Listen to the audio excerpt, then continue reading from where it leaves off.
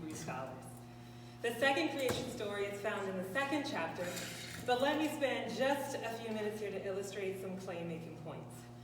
Let us make man in our image.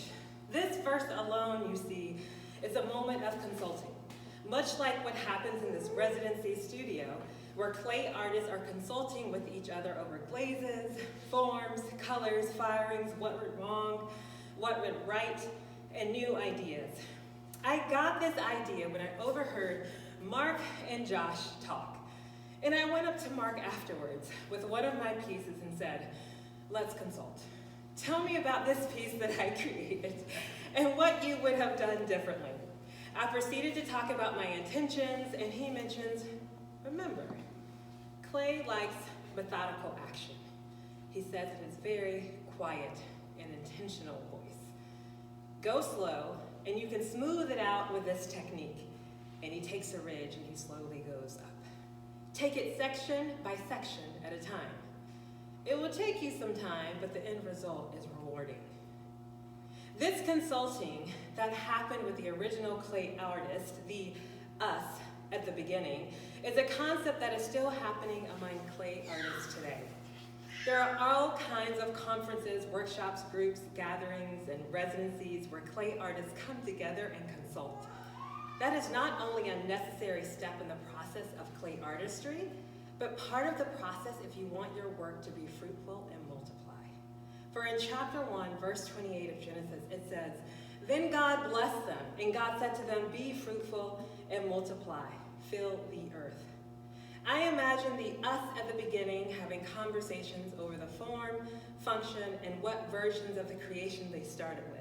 And perhaps parting encouragement where needed. Yeah, go a little bit more in that way. Yeah, maybe that way. The us wanted a particular type of creation that could fill the earth and subdue it, have dominion over the fish of the sea, over the birds of the air, and over every living thing that moves on earth, which the rest of verse 28 tells us. So we can see how this creation needs to be able to swim, climb, jump, think, and so much more.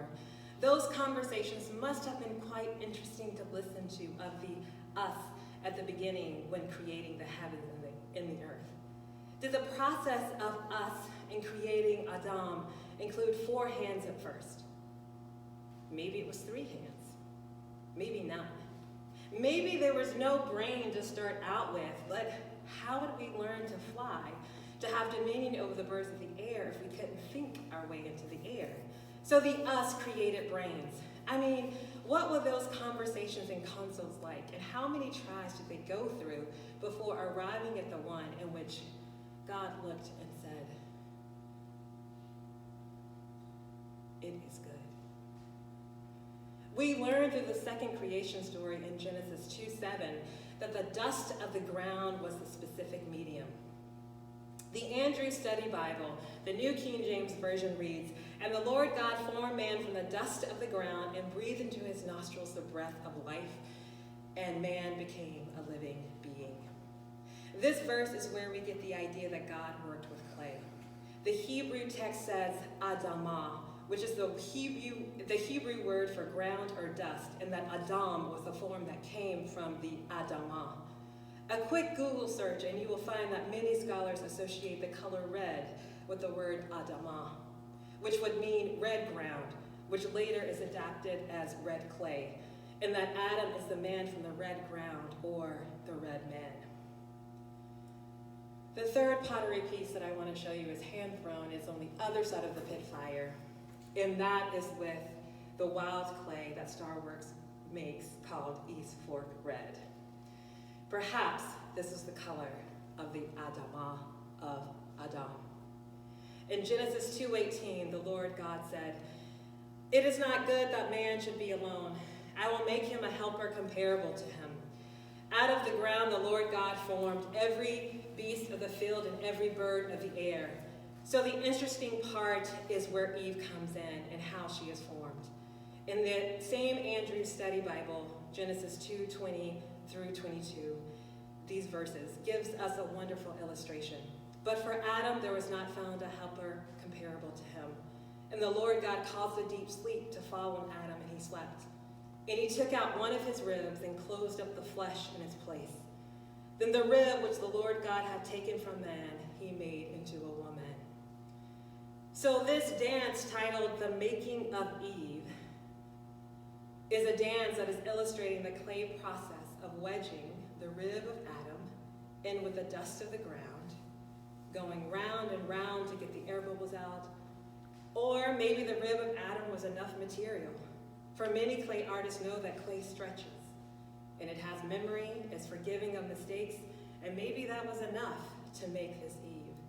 And I am intrigued to ask, for assuming would be so wrong when dealing with such genius creators, what color was Eve? Was she red like Adam, or Adam, or the Adamah? Or did God make some slip and add color, just like I saw Jonathan do so many times? You can really make just about any color. Let it dry out and then reform it into usable clay, and now it has the color you want, Jonathan explains to me one night. Did the us take the opportunity of Adam sleeping to mix the Adamah with another hue, and maybe she was yellow, or a darker red, or brown? Who knows? And maybe the us needed time to have this Eve slip of clay to dry out in order to then wedge her back into the rib of Adam, into something that was formable. Whatever the process of us used, Eve was formed from a process.